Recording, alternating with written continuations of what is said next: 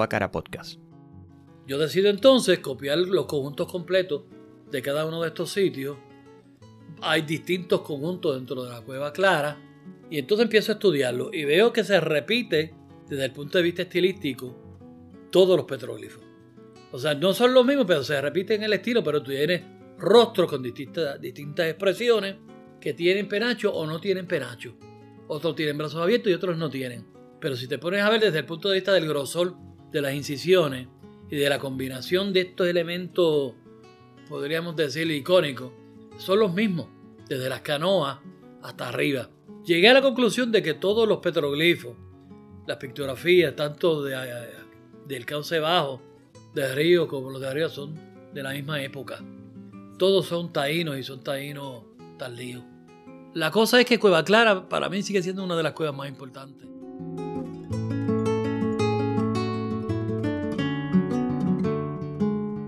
Saludos. Le damos la bienvenida al episodio número 14 de Guácara Podcast. En esta ocasión nos acompaña el arqueólogo e historiador puertorriqueño, el doctor Carlos Ayes Suárez. Desde su adolescencia, nuestro invitado cultivó inquietudes culturales y políticas que lo colocan en aglomerar más de 4 décadas activo en investigaciones arqueológicas e históricas en Puerto Rico. Carlos es parte de un grupo pionero de entusiastas de la arqueología que documentaron las cuevas mediante la creación de sociedades arqueológicas en diversos municipios de nuestra isla. En este episodio enfocamos la plática desde las experiencias adquiridas por el Dr. Ayes explorando el Carso norteño, la región donde concentró sus investigaciones de campo en el tema de los primeros pobladores del archipiélago borincano, conocidos como los indios arcaicos. Carlos cuenta con decenas de publicaciones relacionadas al paisaje cársico y cavernario, donde Puerto Rico es el protagonista, que irradia hacia otros contextos antillanos y caribeños con quienes compartimos un legado histórico y una identidad cultural que nos vincula desde una antigüedad milenaria. Esta conversación fue grabada en enero del año 2023 en el hogar de Ayes, el aposento desde donde actualmente edita sus publicaciones. Agradecemos su sintonía en este episodio y esperamos que lo disfruten.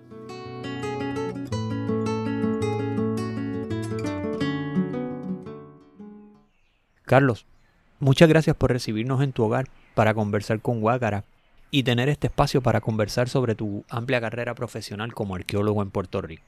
Bueno, gracias a ustedes por la oportunidad que me brindan y sobre todo saber que el programa se llama Guácara, o sea que vamos a estar hablando del tiempo de las guácaras.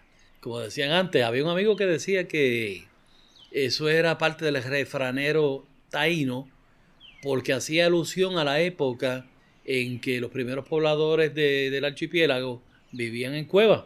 Se refería a estas bandas de recolectores hualcaicos que vivían en las guácaras, que eran las cuevas. Claro. Ese es el propósito, precisamente resaltar las cuevas y las prácticas que en ellas se promueven y se encierran. Y Carlos, para adentrarnos en otros aspectos biográficos, ¿nos puedes compartir un poco dónde naciste, dónde estudiaste y cuál ha sido tu trayectoria profesional? Bueno, yo soy un típico puertorriqueño, descendiente de esclavos, de aragoneses, de canarios. Venga, aquí en Puerto Rico descendemos de todo. Soy producto de ese mestizaje de siglos. Pero yo podría decirte que mi familia es una familia criolla de los últimos 200 años. Yo nací aquí en Vega Baja, en el mismo pueblo. Nací aquí y aquí me crié. He ido en distintos intervalos de mi vida a Estados Unidos. Una vez viví en New Jersey, otra vez viví en Nueva York, otra vez en Connecticut, pero tal vez la experiencia de Nueva York fue la más interesante. Yo viví en el barrio entre la 106 y Tercera, y mejor dicho, Lexington, que es el corazón del barrio puertorriqueño de Nueva York. Pero yo hice mi escuela pública entre Estados Unidos y Puerto Rico, proseguí estudios formales con algunas interrupciones, como nos pasa a todos los estudiantes, entre huelga, falta de ganas de estudiar, pues dejamos los estudios y volvemos. Decidí entonces entrar a la Universidad de Puerto Rico a Ciencias Sociales, donde estudié antropología, Y de ahí entonces decidí ir al Centro de Estudios Avanzados de Puerto Rico y el Caribe, donde estudié la maestría en estudios puertorriqueños con especialidad en arqueología. Seguí estudios doctorales en el mismo centro. Los estudios fueron en historia de Puerto Rico y el Caribe y algo de europea. Pero todo está dentro del contexto caribeño. Tanto la arqueología como la historiografía, dentro del enfoque de pertenecer a una comunidad más amplia que se llama el Caribe. Traté de hacer mis propias publicaciones. Comenzamos a publicar una revista de arqueología, yo creo que como para el año 1985, pero da la casualidad, por esos azares de la vida, pues en el aspecto de mi vida política, porque yo siempre fui y soy muy político, me veo envuelto en una situación de unas acusaciones federales relacionadas con los macheteros. Y en esa época me arrestan, me extraditan, estuve 4 años de mi vida bregando con un proceso judicial del cual salí absuelto, pero fue en los Estados Unidos. En ese periodo también comienzo a hacer mi trabajo de consultoría con el mismo problema. Yo estaba en un proceso judicial allende los mares, para usar la constitución de ellos, y venía a trabajar a Puerto Rico. Entonces a veces venía los fines de semana, hacía lo que tenía que hacer de trabajo de campo, me montaba en un avión y salía para Estados Unidos, y así estuve 4 años, viajando prácticamente todos los fines de semana. Y era cansón, o sea, fue un proceso muy difícil. Y en esta etapa de mi vida, pues lo dediqué los últimos 30 años a trabajar como arqueólogo municipal del municipio de Manatí. Aquello fue toda una sorpresa porque estaba yo en medio de esa situación política, saliendo de ella, y recibo una invitación del alcalde de Manatí para trabajar con él. La gente no lo creía. Y yo decía, bueno, él me contrata para trabajar como arqueólogo, no es nada más. Pero mientras tanto, en 30 años en Manatí hice mucho trabajo de investigación. Recuerdo, por ejemplo, que el primer mapa oficial de este gobierno, con la localización de sitios arqueológicos a base del sistema de información geográfica, lo hice yo de Manatí con la Junta de Planificación. Y ese mapa existe. Fuimos sitio por sitio, con las coordenadas de lo que yo conocía. Después de eso lo seguimos ampliando.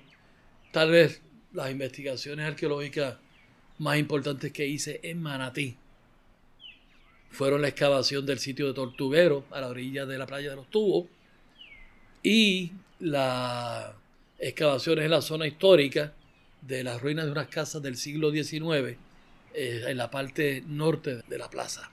Y así estuve con Vin hasta que él se retiró. Me retiré ya el 15 de julio pasado. Ahora lo que quiero es publicar toda la información que he acumulado a través de los años. Y he comenzado precisamente con la publicación de un libro sobre los indios arcaicos. Carlos, ¿y cómo te surge el interés por la arqueología? Yo desarrollé interés por la arqueología cuando yo era monaguillo de la iglesia de aquí del pueblo, del católico. Y me entusiasmaba la arqueología, pero la arqueología que yo conocía era la arqueología del Perú, porque los curas eran peruanos y eran huaqueros. Traía mucho contrabando de arqueología peruana. Y yo me moría de las ganas cada vez que llegaba un huaco, una vasija, chimú, paraca. Lo más que yo podía hacer era tocarla, y era lo único que me dejaba. Pero ellos se dieron cuenta del interés que yo tenía en la arqueología. Y cada vez que venían del Perú, cargaban con libros para mí, de arqueología del Perú. Todo el tiempo me trataban bien, me traían información. Y yo en gran medida le debo mi interés a la arqueología a los sacerdotes católicos que estuvieron aquí, peruanos. Y de ahí desarrollé interés yo en el asunto. Y fue como un aguijón venenoso que me entró al torrente sanguíneo. Jamás salido. Carlos, cuando tengo la oportunidad de revisar alguna de la literatura que tú has publicado con relación a tu trabajo en las cuevas y en el Carso y en los abrigos rocosos, me doy cuenta que mucho de tu trabajo tiene que ver con el tema de los indios arcaicos. ¿Qué tú nos puedes comentar sobre esas exploraciones y el área geográfica de estudio donde tú te concentraste investigando sobre esos primeros pobladores del archipiélago de Puerto Rico? La mayor parte de mi trabajo de investigación arqueológica tuvo que ver más con los indios arcaicos. Y los arcaicos eran, en Cuba le decían los indios pedreros. Aquí eran los cueveros. Vivían en cuevas, refugios rocosos, cavernas. Y le dediqué mucho tiempo a explorar, a buscarlos. Y eso fue obviamente por influencia también de Ovidio Dávila, porque Ovidio Dávila descubre en la década del 70 una cueva en las Cavachuelas de Morovis, que era la cueva de la Perra, luego le llamaron la cueva de los Gemelos. Y en esa cueva él encuentra evidencia de que los arcaicos habían habitado. Que de hecho participé con él en la excavación de su tesis de maestría. Él encuentra evidencia de que era un taller habitacional, de que los arcaicos vivían ahí y fabricaban sus herramientas ahí. La cosa es que eso significó la primera evidencia de presencia arcaica en el interior montañoso de Puerto Rico. Hasta esa época se sabía lo que había descubierto Raus y lo que había descubierto Ricardo Alegría, de que estos indios eran indios costeros y que vivían cerca de los manglares y de la costa. Aunque ya la cueva de la María de la Cruz se había descubierto, cuando Ovidio descubre la cueva de los Gemelos, rompe ese patrón y dice, no, mira, no solamente eran costeros, vivían también en el interior de la isla. Entonces nosotros empezamos a explorar con la ayuda de Ángel Cruz Collazo, un gran amigo de Ciales. Y empezamos a caminar toda esa zona de las Cavachuelas, empezamos a caminar toda esa zona caliza, desde el pueblo de Ciales, por ahí para abajo hasta los puertos de Arecibo. La zona más agreste que hay en Puerto Rico, y créame que hay que estar en condiciones físicas adecuadas. Carlos, igualmente, y siguiendo un poco de lo que estás comentando, durante quizás finales de la década del 1970, la década de los 80 y hasta los 90, tú hiciste mucha exploración e investigación. Como estás comentando, en esa área de Ciales, en Morovis, en muchas de sus cuevas y de los refugios rocosos. ¿Qué hallazgos para ti fueron importantes? ¿Cuáles tú puedes resaltar en el tema de los indios arcaicos, de nuestros primeros pobladores? Pues le repechamos todo el área y cuanta cueva había la exploramos, localizamos sitios arqueológicos bien importantes. Por ejemplo, en el lado de las Cavachuelas está la cueva de las Archillas, que es una cueva muy conocida porque es mencionada desde el siglo XIX en la cartografía de la época y luego en la literatura de Juan Antonio Corregel, hasta que el jefranero cialeño decía, para graduarse de cialeño hay que subir a las Archillas. O sea que eso era parte de ser cialeño, había que subir a la cueva o bañarse en el charco de los Jobos y así por el estilo. Y encontramos otra cueva un poco más hacia adentro que le llamábamos la cueva del Cupey. Esa cueva se le había desplomado el techo, estaba en la parte alta de la montaña. Y encontramos que también había material arcaico. La diferencia era que de ahí no sacaron fosfatos calizos ni guano y estaba íntegro el yacimiento. Tuve la oportunidad de hacer unos cortes, pero lo que apareció ahí era idéntico a lo que había aparecido en la cueva de las Archillas. En la cueva de las Archillas, el arcaico se ubica hacia la boca más grande de la cueva, que era hacia la parte norte. Establece su área de cocina, me imagino su área de dormir. Hubo mucha remoción de guano y fosfatos calizos, pero aún así hubo áreas que no las tocaron. Yo pude localizarlas, excavamos, pero desde el punto de vista del conjunto artefactual era idéntico a lo que encontramos en la cueva del Cupey. En el otro lado del río, en lo que se conoce como Caliche. En Caliche encontramos dos refugios rocosos, pequeños, pero era increíble la cantidad de material arqueológico que había en cada uno de ellos, y eran cuevas funerarias. Excavamos y el conjunto artefactual era idéntico al que habíamos visto en el otro lado. Excavamos el otro refugio rocoso del Tamarindo y lo que apareció fue idéntico al otro. Y ya estábamos viendo mucha similitud. Llevamos a cabo un fechamiento radiocarbónico en aquella época de lo que nosotros le llamábamos Doña Caro, que era Caliche 5, que es la cueva de la que le estoy hablando, y nos dio un 2865 antes de Cristo. Y eso para nosotros es cómo es posible que el yacimiento más arcaico a este momento en Puerto Rico esté en el interior montañoso y sea más antiguo que los de la costa. Causó revuelo como siempre, porque la comunidad arqueológica enseguida pues empieza la negación. Eso es imposible, se obtuvieron mal las muestras, eso es un error de fechamiento, eso tiene que haber pasado esto, pasado lo otro, pero eso es la reacción siempre es la misma. Pasan los años, cuando yo estoy haciendo la evaluación del expreso de Diego para la autoridad de carretera, de la parte de Manatí, Arecibo, aparece en el llano, en el sector de Angostura, un conchero. Y es un conchero aquí, pensé inicialmente que era un conchero taíno, pero cuando hacemos unas catas de prueba, encontramos que el material era idéntico al de las cuevas de Boroy y de Ciales. Y el conjunto artefactual era idéntico a lo que estaba en la parte alta de la montaña. Entonces ahí entran los fechamientos radiocarbónicos y encontramos la antigüedad que estaba allá arriba, estaba acá abajo. Conversando con Carlos, él nos comenta cómo es que él llega primeramente a interesarse por las prácticas de sobrevivencia de nuestros indios arcaicos, esos primeros pobladores de nuestro archipiélago. Adicional, él nos expone 2 puntos. Primero, ¿por qué él comienza a incorporar conceptos antropológicos de sociedades de bandas africanas? Y segundo, ¿por qué él trae, a modo de comparación, muchas investigaciones que se habían realizado en Cuba sobre los indios arcaicos, para así él comparar las observaciones que él obtenía en muchas de sus investigaciones de campo?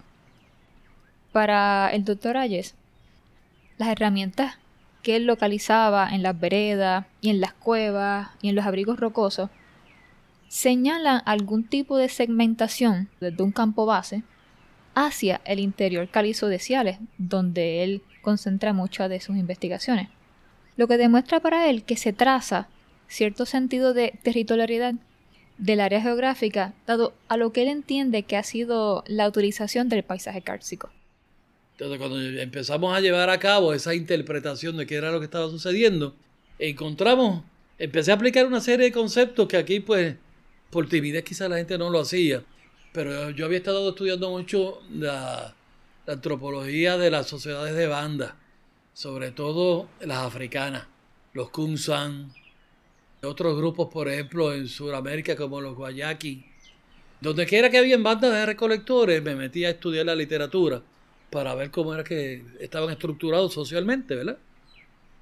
Y encuentro que ellos siempre desarrollaban, sobre todo en Cuba, que los cubanos en eso fueron pioneros, ellos encuentran que en los cauces bajos de los ríos, cerca de fuentes importantes de alimentos, de caracoles, de pesca, se establecían estas bandas, pero que daba la impresión de que una vez al año se segmentaban. Porque los grupos debieron haber sido grupos grandes en el campamento base, grupos de 100, 200, 300 individuos, que cuando se agotan los recursos, terminan los procesos de estos rituales de matrimonio, del primer corte de pelo de los muchachos, todo ese tipo de cosas, pues se vuelven a segmentar y se van a las áreas donde ellos tradicionalmente van a buscar alimentos. Y vemos que el fenómeno que se da en Cuba se da aquí igual. La gente de Angostura se segmentan, abandonan el área, en lo que se regenera la fuente de alimentos, que sobre todo eran caracoles de aguas lénticas, que era lo que comían, almejitas y neritinas. Se iban río arriba y volvían al mismo sitio, a Caliche y a las Archillas, a esas 2 horas. Entonces estaban un periodo ahí comiendo buruquenas, caracoles de monte, semillas, raíces.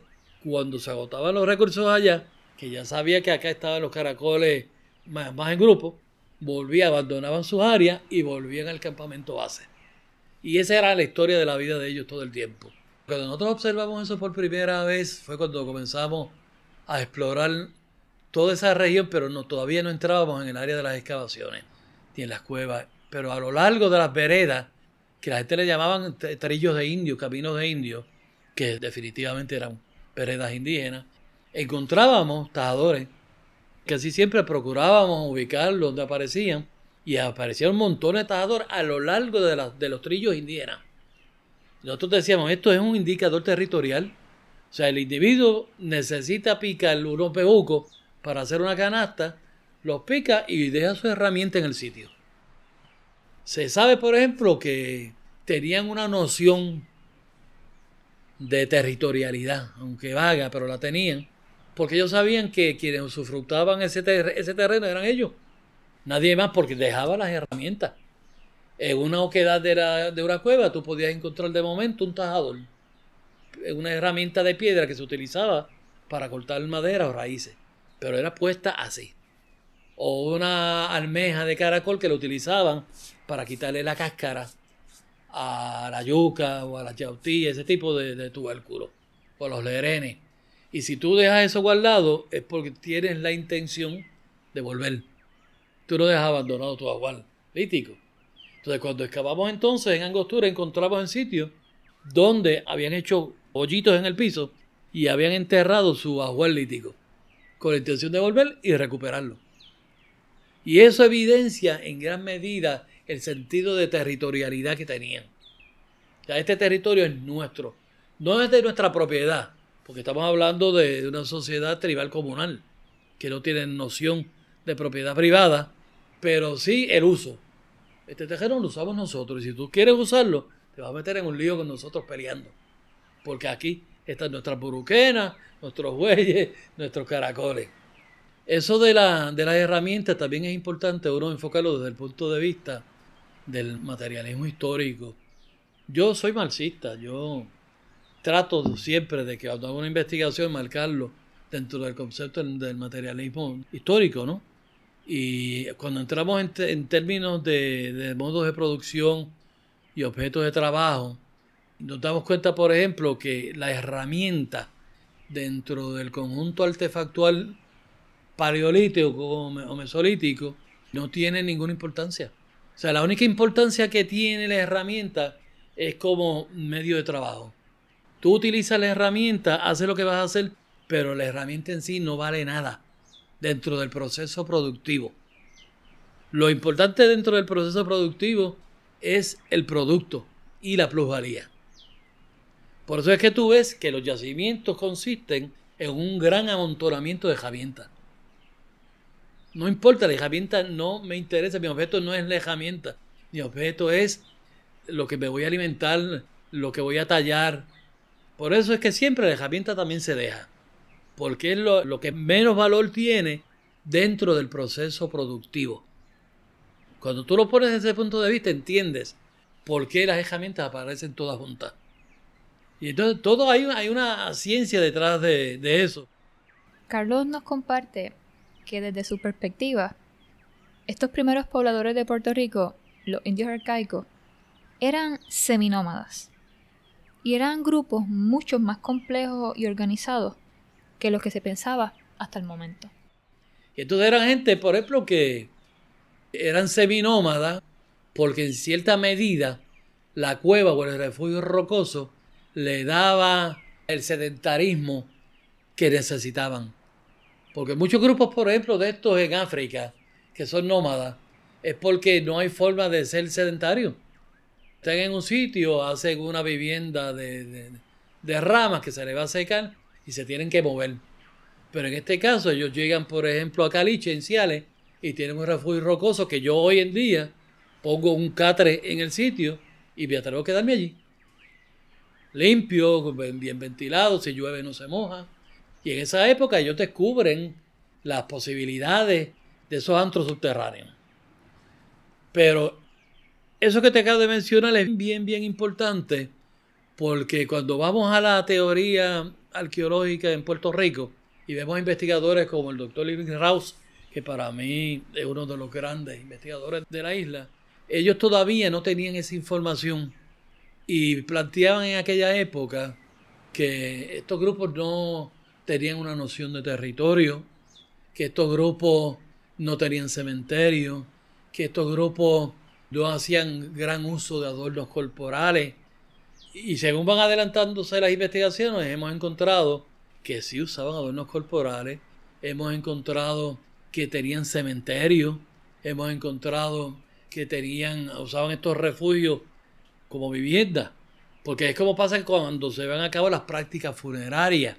Tú entierras a un individuo directamente en la tierra, no hay un continente artificial, pero ese mismo individuo tú lo coges y lo entierras en una cueva, la cueva se convierte en el ataúd. Es un continente artificial.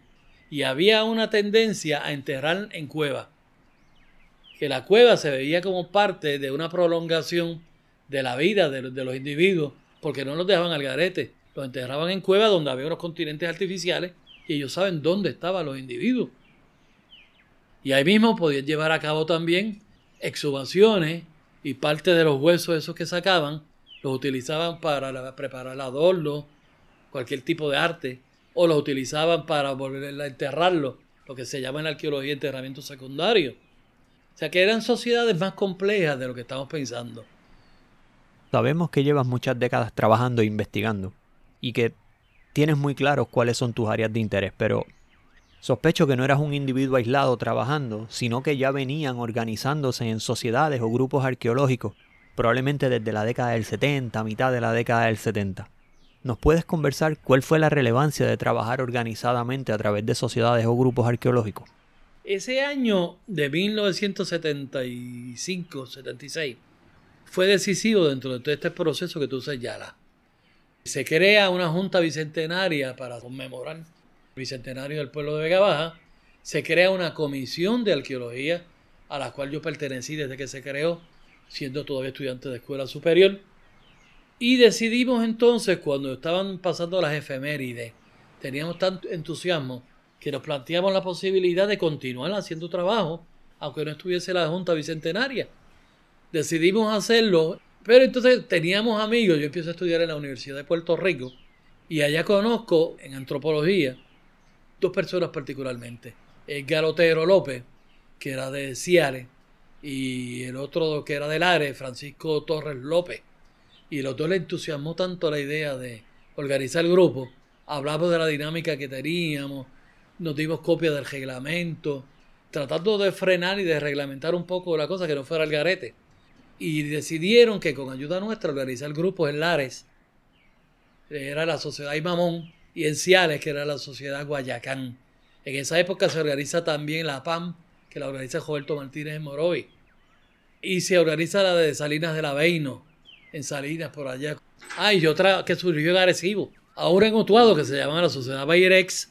O sea, que sucedieron en Lares, Arecibo, Utuado, Ciales, Barceloneta, Guacabó. En Manatí surgió otra, Vega Baja, Vega Alta y Salinas. O sea que fueron muchas. La cosa es que hubo un periodo de mucho activismo de las organizaciones no gubernamentales, donde nos dábamos cuenta que había que hacer el trabajo. Podíamos contar parcialmente con el gobierno, pero no podíamos depender del gobierno por dos razones. Uno, por el dirigismo cultural. Porque te dan un peso, te quieren utilizar para propósitos políticos de ellos. Entonces, la segunda razón es que no te dan si no te controlan. Entonces, nosotros no queríamos control y no queríamos tampoco que nos utilizaran. Buscábamos la ayuda que nos quisieran dar la legislatura municipal. Nunca nos dieron más de $500 de ayuda. Y eso para nosotros era muchísimo en aquella época. Pero con esa ayuda nosotros empezamos a desarrollar el trabajo de investigación, a comprar palas, que si las lamparitas, que si materiales. Y estuvimos muchos años haciendo investigaciones, pero casi todo era sufragado, con dinero de nosotros mismos, que no era mucho, pero como tampoco nosotros ni comíamos mucho, ni teníamos tampoco equipo caro. A través de esta conversación nos has dejado saber muy claramente cuáles son tus intereses. Parte de tu trabajo se ha enfocado desde este trabajo de los arcaicos que nos hablaste y tú lo trazas desde una antigüedad muy profunda que van desde 6.000 años desde el tiempo presente.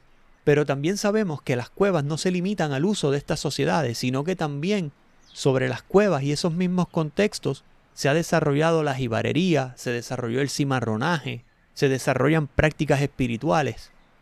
¿Nos puedes decir qué representan las cuevas desde un punto de vista arqueológico para las poblaciones posteriores a las sociedades prehispánicas? Pues mira, yo te mencionaría dos experiencias personales en eso. Primero, cuando llegan a mis manos las notas de campo de Irving House, él acostumbraba a ir con unos ficheritos, con los maestros viejos, iba apuntando lo que veía en una fichita. Y cambiaba la fichita y escribía. Todas las cuevas que él visitó en aquella época, todas decía, hay gente viviendo. Estamos hablando de la década del 30. Por eso es que hoy en día te hablan en la cueva de los Guabás, en Vega Baja. Y tú preguntas, ¿por qué de los Guabás? No, la familia, decían los Guabás. Era una familia que vivía en una cueva. Y tú ves que en las cuevas de toda esta zona vivían jíbaros dentro de las cuevas. Y tú dentro de las cuevas, por ejemplo, como era el caso de la víbora entre Arecibo y Barceloneta, o de los perales en Ciales, dentro de las cuevas, las líneas de gotera, los jíbaros hacían en la misma piedra, tallaban una poceta. Y esa poceta era para recoger agua filtrada y era la que ellos utilizaban para tomar. Y eso lo vi yo en dos sitios. El jíbaro hacía eso. En las cuevas, siempre en la línea de gotera, una poceta para recoger agua para tomar. Y eso no falla. Eso de la primera experiencia que tuve. Entonces, ¿qué sucede? Siempre yo me planteaba si aquí se había dado el fenómeno que se dio en la Sierra de Bauruco, en la República Dominicana, donde aparecía evidencia de que negros fugitivos, cimarrones, habían estado viviendo en ella. Y aparecían fotutos hechos por los negros, dibujos de las paredes, etcétera. Y los mismos españoles hablaban de los negros que estaban escondidos en Bauruco. En Cuba pasaba lo mismo, había montones de negros escondidos en las cuevas. Entonces, pero en Puerto Rico tiene que haberse dado el mismo fenómeno, porque por pequeña sea la isla, yo en aquella época que la población era tan exigua, los caminos tan agrestes, yo podía fugarme y estar varios meses escondido en una sierra o quizás años en una cueva. Y da la casualidad que empiezo a enfocar el asunto en una fuga de esclavos que hubo la hacienda La Ceiba, que era aquí al lado de esta zona, a la orilla del llano costanero, que era la hacienda La Ceiba. En 1845 hubo una fuga de esclavos, que fueron los mismos que se habían estado quejando durante 2 décadas del maltrato que tenían con ellos. Ya no aguantaron más y se fugaron. ¿Pero quiénes fueron los que se fugaron? Los africanos. No se fugó ningún criollo. Sé que eran africanos porque yo los investigué. Y cuando se fugan, comienzan todo el proceso donde los van recapturando y otros se van entregando y demás. Encuentro información de que uno de ellos era mandinga, de las mandingas, de los mendés, y que todos eran africanos. La cosa es que hay un ritual donde ellos usan una máscara allá que representa el cielo y la tierra. La máscara tiene como una cruz de Caravaca encima y una nariz larga como con pico de pájaro, oreja. Es grandísima la máscara. Y el ritual, el que va bailando, va señalando del cielo a la tierra, toca la tierra, sigue bailando, señala hacia el cielo. Ese es el pájaro canaga, el ave canaga. Pues cuando yo me pongo a estudiar el arte rupestre de la Cueva de las Ortigas, encuentro un petroglifo. Un petroglifo que era un pájaro canaga. El rostro, la nariz larga, atípica en el taíno, larga, con su piquito, y encima una cruz de Caravaca, con máscara. Y yo dije, bueno, vamos a ver si esto se asemeja en algo a los taínos que está por los alrededores. Única en Carmelita. En Carmelita nunca había aparecido petroglifos que se asemejaran. La cosa es que cuando se me ocurre compararlo con fotografías de máscaras canagas, y mi hermano es coleccionista de máscaras africanas, tiene montones, encuentro que precisamente era una representación de la canaga. La cosa es que veo la similitud y digo, mira, esto es una representación sencilla de una máscara canaga. Y veo fuga de esclavos. En el documento español dice que no podían capturarlos porque se escondieron en las cuevas. Se esconden en las cuevas. Son mandingas, son mendés. Es una representación desde el punto de vista iconográfico única, que no se asemeja en nada a los petroglifos del área. Yo dije, la primera evidencia de un cimarrón de esta región. Entonces escribí un artículo que lo titulé Los esclavos de la hacienda de la Ceiba. Y planteo por primera vez evidencia de cimarronaje. Un cimarronaje documentado porque es un negro mandinga que se fuga y se esconde en las cuevas de Carmelita. A mí me parece que cualquier jurado me absorbe. Sí, te entiendo perfectamente. Y mis dos experiencias principales es esa, cuando el mismo Rawls dice, aquí todo el mundo vive en cuevas, y lo otro, el petroglifo de Carmelita. Te hemos escuchado mencionar las cuevas por nombres de manera distinta como nosotros las conocemos hoy. Doy como ejemplo la cueva La Perra, que para nosotros los espeleólogos es la cueva de los gemelos. ¿Cuán importante es ese vínculo y la memoria con los lugareños y con el espacio? Para mí eso es bien importante. Yo siempre he insistido a todos mis amigos y compañeros de arqueología que hay que conservar la toponimia, que no hay que estar dándole nombres nuevos. Nunca he estado de acuerdo con eso. Hay que llamarlos como las llamaban. El primero que empezó mal con eso fue Ovidio Dávila. Siendo la cueva de la Perra, le llamó la cueva del gemelo y ahí confundió a todo el mundo. Porque todo el mundo sabía dónde estaba la perra, pero nadie sabía dónde estaban los gemelos de él. Entonces yo siempre he acostumbrado que pregunto, ¿la cueva de los burros se quedó? Y así por el estilo, yo no le cambio los nombres. ¿Por qué? Porque la toponimia dice mucho. La toponimia, ese registro de voces en la topografía, que se utiliza como referente a una sociedad que vive en el área. Esas son las referencias. Mi referencia es, pues mira, yo vivo entre la cueva de los burros y la cueva de los 2 pisos allá arriba. Porque desarraiga la historia, o sea, es como obliterar la historia. Si le llamaba Barrese, es Barrese. ¿Por qué le vas a cambiar el nombre? Carlos, conversando sobre esto que nos planteas de las herramientas y los ajuares líticos que ustedes encontraban en esos trillos y las veredas, ¿qué tipo de actividades antropogénicas ustedes identificaron en las cuevas que trastocaron los contextos arqueológicos que ustedes excavaron? Bueno, mira, yo te diría que cuando más fueron impactados estos sitios arqueológicos en cuevas, entendiendo que cuevas nos referimos a todo, ¿verdad? Refugios rocosos, cavernas, etcétera. Fue la época, primero, de la agricultura de subsistencia, cuando la sociedad nuestra, que era una sociedad en esencia agrícola, agraria, dependía de estos fertilizantes naturales para poder mantener sus conucos, ¿verdad? Sus huertos. Y mucha de la actividad de extracción de lo que ellos llamaban murcielaguina comienzan de los mismos campesinos, la población jíbara, que iban a buscar guano y lo curaban para su cultivo. Pero cuando comienza el desarrollo de esta agricultura más de latifundio, esta agricultura industrial, por decirlo así, hay una demanda mayor de abono, y con los problemas, por ejemplo, que se dan en el siglo XX de los bloqueos comerciales resultados de las guerras mundiales, sobre todo con Alemania, que Alemania bloqueó el comercio atlántico, para poder mantener el nivel de uso de fertilizantes, se intensificó la extracción de fosfatos carizos y de murcielaguina de las cuevas. O sea que yo entiendo que durante la Primera Guerra Mundial, durante ese periodo, es cuando más se impactan los sitios arqueológicos de cuevas.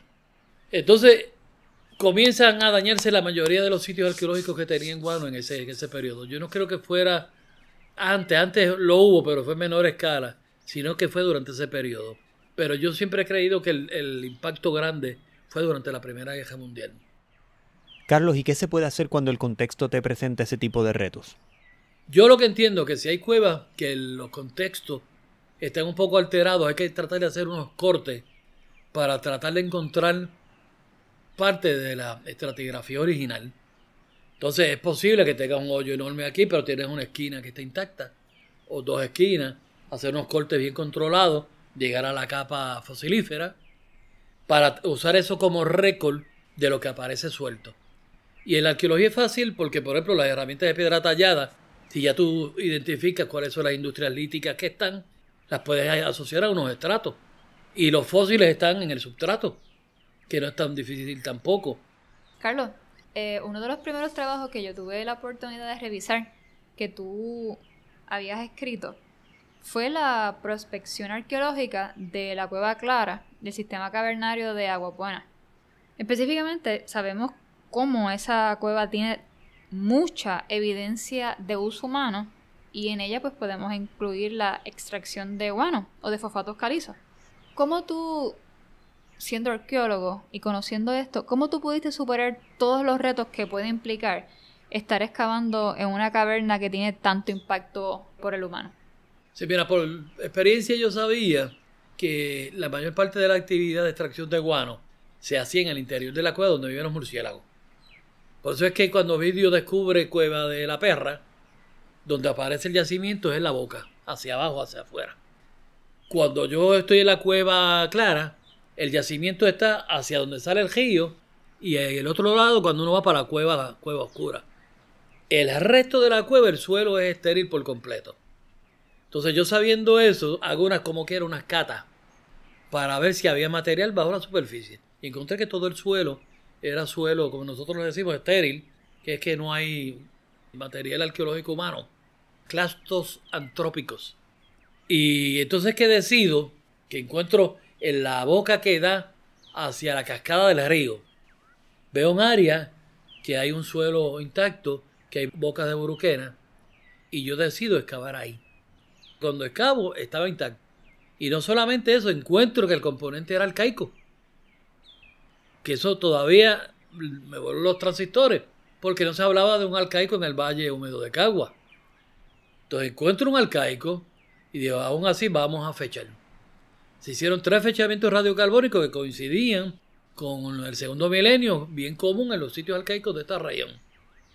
Y el utillaje lítico, idéntico a lo que aparecía en esta zona.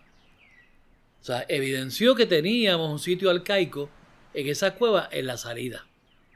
Lo demás, pues obviamente, pictografías y petroglifos y pictoglifos, todo asociado a los grupos agroalfareros posteriores. Y donde único aparecía cerámica era en la boca de afuera, cuando uno iba para la cueva oscura. Hay cerámica en esa abra ahí. Ahí, en la década de, creo que fue 1920, apareció una vasija en forma de murciélago. Muy bonita. Para seguir un poco con el tema de la Cueva Clara y esa prospección arqueológica que tú hiciste, hay un recorrido que tú haces por el cauce del río Caguita, donde tú sales del Jardín Botánico de Cagua y vas por toda la cuenca hasta la Cueva Clara. Y tú te das cuenta que hay un patrón estilístico entre los petroglifos de la cueva y los que están en la cuenca. ¿Qué tú nos puedes comentar sobre esa travesía que tú hiciste y que incluyes en la prospección arqueológica de la Cueva Clara? Sí, mira, el objetivo principal era conocer toda la arqueología desde las canoas, que es como se le llamaba al sitio donde está el Ingenio Cañero, el Jardín Botánico actual. Y ahí se pasaba a la quebrada Algarrobo, que era un afluente de río, que había otro conjunto de petroglifos. De ahí se llegaba al Pozo Dulce y por ahí se subía hasta la Cueva Clara. Los estudiamos todos. Y entonces Cueva Clara, que tiene muchísimos conjuntos desde que tú entras por la entrada horizontal, que de horizontal lo único que tiene es la entrada, porque para subir allí hay que se pela uno la frente. De hecho, yo me caí allí un día con José Yo y Willy Miranda. Estábamos subiendo y José Yo resbaló, le dio un abrazo de oso a Willy Miranda y se lo llevó el y nos fuimos todos por allí para abajo por aquella isla.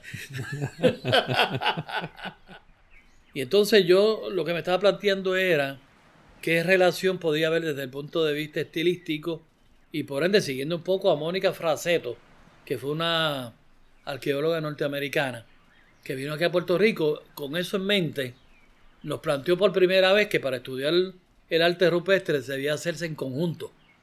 Tú no puedes sacar esta figurita de aquí y la estudiaste. Ella dice que no, que había que estudiar el conjunto completo para tratar de identificar estilos, periodos, técnicas. Y eso fue lo que ella hizo en 1960. Un poco eso quedó planteado como algo obligado dentro de la práctica, ¿verdad? Yo decido entonces copiar los conjuntos completos de cada uno de estos sitios. Hay distintos conjuntos dentro de la Cueva Clara Y entonces empiezo a estudiarlo y veo que se repite desde el punto de vista estilístico todos los petroglifos. O sea, no son los mismos, pero se repiten en el estilo, pero tú tienes rostros con distintas expresiones que tienen penacho o no tienen penacho. Otros tienen brazos abiertos y otros no tienen. Pero si te pones a ver desde el punto de vista del grosor de las incisiones y de la combinación de estos elementos, podríamos decir icónicos, son los mismos, desde las canoas hasta arriba. Llegué a la conclusión de que todos los petroglifos, las pictografías, tanto del cauce bajo, del río como los de arriba, son de la misma época. Todos son taínos y son taínos tardíos. De hecho, los más impresionantes de todos son los del Pozo Dulce. La cosa es que Cueva Clara para mí sigue siendo una de las cuevas más importantes de la zona. Carlos, tú también nos has mencionado aquí que básicamente en los años de la década de 1970 y 80 proliferaron en Puerto Rico muchas sociedades arqueológicas. Esos grupos recopilaron mucha información, inventariaron muchas cuevas, muchos abrigos rocosos y se logró armar un registro, cierto tipo de inventario arqueológico que hoy en día pues maneja el Instituto de Cultura puertorriqueño. ¿Cómo tú percibes ese logro? Ustedes recopilaron muchos datos que son básicos, contienen mapas, hacen buenas descripciones de los lugares. ¿Cómo tú percibes que fue esa dinámica entre ustedes? Fue positivo. Yo siempre he considerado que eso fue un acto de cimarronaje. O sea, cuando tú tienes una expectativa y no logras el apoyo que tú necesitas a nivel estatal, la misma comunidad se toma la iniciativa, valora lo que está haciendo y trata de hacer el trabajo con asesoramiento, sin asesoramiento. De hecho, mira, desde el principio nosotros nos adiestramos sobre cómo inventariar los sitios arqueológicos, a qué prestarle atención cuando íbamos, y se prepararon planillas para vaciar la información que obteníamos de cada sitio arqueológico. Los planos, nosotros recibimos instrucciones de unos manuales españoles de espeleología, y básicamente era espeleología española. Y con eso aprendimos a hacer lo básico, los planos, los de axiales, los longitudinales, los verticales, los de cortes transversales, lo básico que nos servía para ubicar ahí las excavaciones y petroglifos. De ahí más o menos quedamos en la cosa española. Y las cuestiones de técnicas de excavación, pues yo te diría que desde el punto de vista técnico éramos verdaderos arqueotécnicos. Sabíamos lo que estábamos haciendo desde el punto de vista técnico. Obviamente teníamos que mejorar en todo lo que tenía que ver con teoría. Pero era una teoría que íbamos estudiando e íbamos aprendiendo poco a poco. Porque al principio el método es bien importante. Usted recupere bien lo que hay que recuperar. Y la teoría también le ayuda para el diseño de las técnicas que usted va a aplicar. Pero si no las tiene, por lo menos si sabe excavar, luego entonces vamos a ver cómo interpretamos qué fue lo que pasó aquí. Y eran grupos que eran desprendidos. Mira, yo recuerdo un incidente que es cómico, desordenado. Estábamos explorando en el barrio Atoviejo de Ciales. Estábamos grupos. Y lo que había de comida era una lata de salchicha. Habíamos como 10 muchachos. Y entonces abrimos la lata y ahí mismo uno le da un cantazo a la lata y las salchichas cogen por toda el abra. La pelea fue a nivel de lucha libre por cada salchicha que alguien encontrara. Pero era esos niveles y lo que había era beber agua de la quebrada. Si teníamos la suerte de que encontrábamos guineos maduros, congos de joya, como decíamos nosotros, China, y encontrábamos siempre.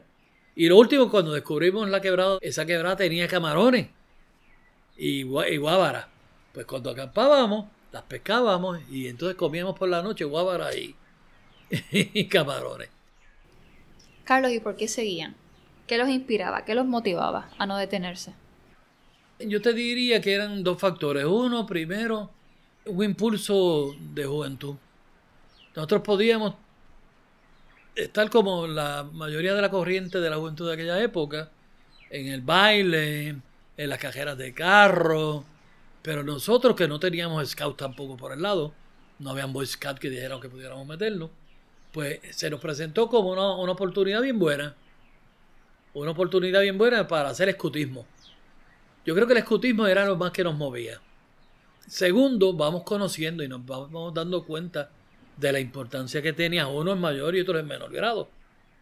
Y logramos, y yo entiendo, hacer nuestras contribuciones en tanto y en cuanto hicimos unas exploraciones muy amplias, se excavaron sitios bien importantes, se documentó mucho del arte rupestre, cosas que inclusive desaparecieron, y producto de eso, pues hay mucho ahora mismo profesional en la disciplina que desarrolló una base sobre la práctica. Y el conocimiento viene muchas veces, y la mayor parte de las veces, de la práctica. Práctica, teoría, práctica. Y yo me considero que la mayor parte de lo que yo aprendí en la arqueología lo absorbí yo como una esponja de la experiencia misma del campo. Ahorita nos mencionaste que esta casa era un punto de encuentro, que era un lugar de reunión. ¿Nos puedes decir cuán importante era esta casa para ti y para los trabajos que tú realizaste, tomando en cuenta que está ubicada sobre el Carso norteño? Yo creo que sí, primero porque es mi vínculo histórico con la región, con la comunidad. Siempre mi familia vivió aquí, en esta área. Cuando nací prácticamente aquí que crezco, oigo hablar de Cuevas por primera vez viviendo aquí. Visito Cuevas y salgo desde aquí. Se organizan los grupos, salieron de aquí. Siempre fue el epicentro de toda la actividad cultural mía y política. Y es importante porque estaba en el centro de todo. O sea, de aquí yo salía siempre a pie, porque no había carro, a las Cuevas de la Carmelita. Salía a pie a visitar cuevas al lado allá del río, en Almirante. Bueno, hasta la playa nos íbamos a pie, no había carro. Si teníamos suerte nos daban puntos. Pero todo esto se hacía a pie, sin recursos, sin GPS, con un cuadrángulo topográfico para ver dónde estaba y asumir que donde marqué era donde estaba. Carlos, nos has dicho que una de tus metas ahora que estás retirado es publicar muchas de tus investigaciones. Y ya ahora en el 2023 comenzaste eso con la publicación de un libro titulado Angostura, un campamento base temprano de una banda de recolectores del Valle de Manotabón. ¿Qué tú aspiras con la publicación de este libro? ¿Por qué lo volviste a editar? Bueno, básicamente la intención mía era darle a los investigadores puertorriqueños el libro que ya los dominicanos tienen, que lo hizo Marcio Veloz Mayolo, que se tituló Las Sociedades Arcaicas de Santo Domingo. En Puerto Rico nunca había surgido un libro que te resumiera con un caso la experiencia de lo que es el arcaico en la isla. Entonces, partiendo de la experiencia del descubrimiento de Angostura y mis hallazgos particulares, sumar a eso todo lo que se conocía sobre el arcaico, de manera que cuando este libro llega a las manos de un estudiante de arqueología, tiene toda la información básica de lo que es el tema de los arcaicos en la isla. Pero el libro de por sí hace grandes contribuciones. Primero, evidencia que los modelos predictivos sobre sitios arqueológicos no funcionan. Porque hasta ese momento había la creencia de que si el área era un área inundable, no podían haber yacimientos arqueológicos. Y aparece un área inundable.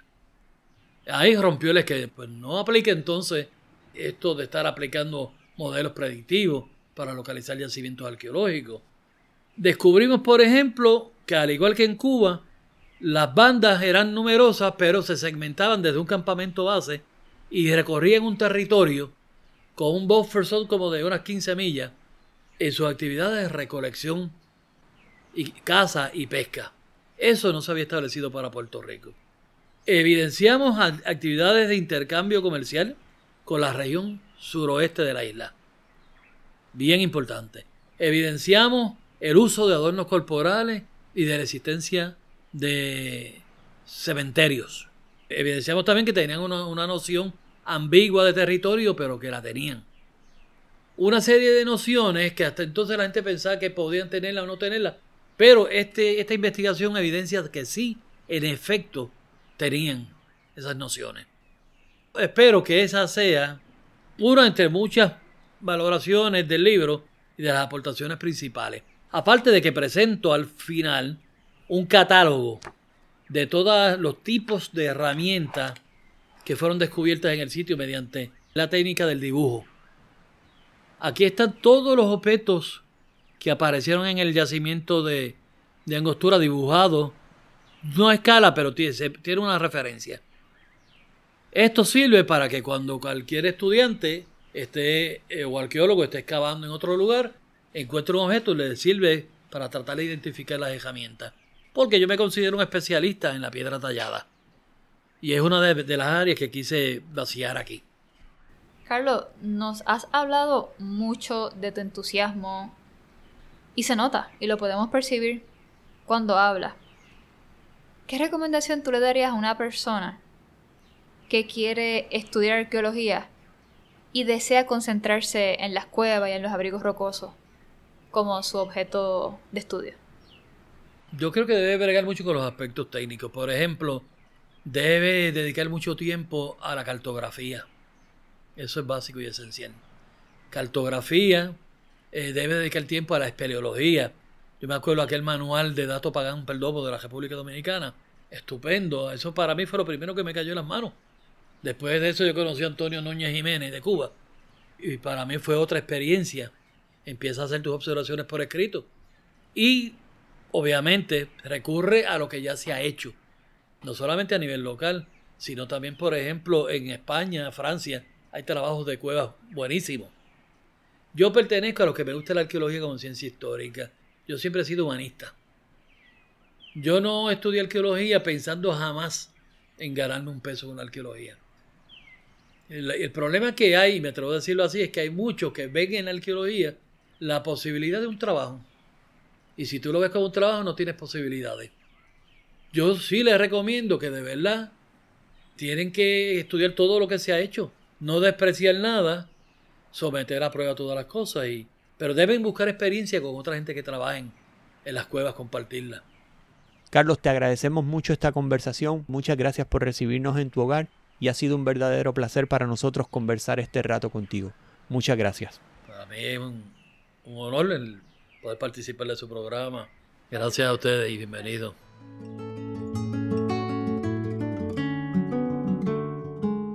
La música del podcast es de Rafael Augusto.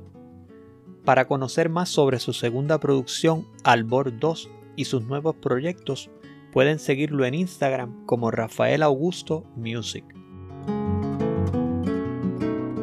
Los episodios son un recorrido por la memoria histórica y las experiencias espeleológicas de nuestros invitados en sus trabajos e investigaciones de campo. Tus comentarios y recomendaciones son bienvenidos a través de nuestras redes sociales, donde continuaremos conversando y adentrándonos en el Carso puertorriqueño. Véanos en Instagram, donde nos encuentran como Comunidad Espeleológica Puertorriqueña, donde compartiremos adelantos de los episodios y estaremos atentos a sus comentarios y preguntas. Productores ejecutivos: Tamara González Durán y Manuel Guiva Serena. Esto fue una producción de la Comunidad Espeleológica Puertorriqueña. Todos los derechos reservados. Hay que cimarronear todo lo que se pueda ahora. Sí, seguir cimarroneando ustedes con su programa, uno publicando y así por el estilo. Luego vuelve ahí otro auge y quizás son las oportunidades buenas como para seguir haciendo ciencia.